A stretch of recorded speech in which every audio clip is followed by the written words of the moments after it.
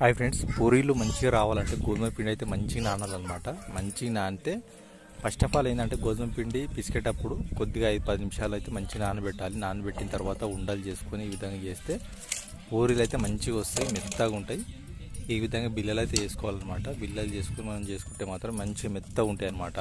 అయితే మెయిన్గా ఈ వీడియో చేసడానికి అలా మెయిన్ కారణం ఏంటంటే కొంతమంది పూరీలు చేస్తే గట్టిగా అవుతాయి అన్నమాట.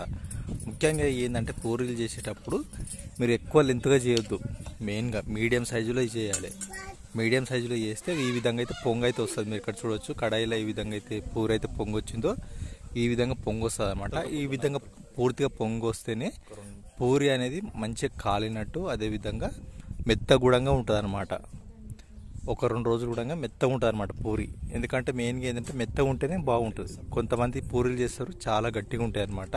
అవి తినడానికి ఇబ్బంది అవుతుంది.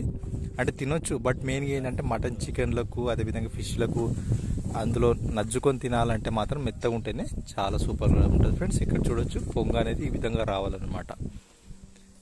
ఈ విధంగా మీడియం సైజులో మీరు పూరీలు చేసుకుంటే మాత్రం చాలా బాగుంటుంది అనమాట. అదేవిధంగా కొంతమంది పెద్ద పెద్ద లెంతులతో చేస్తుంటారు.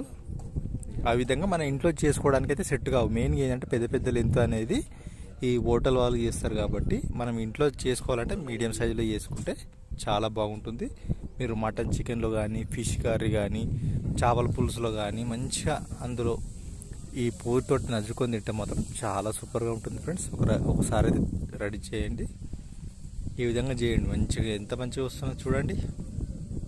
ఈ విధంగా చేస్తేనే పూరి అనేది చాలా బాగుంటుంది. పిల్లలు కూడా చాలా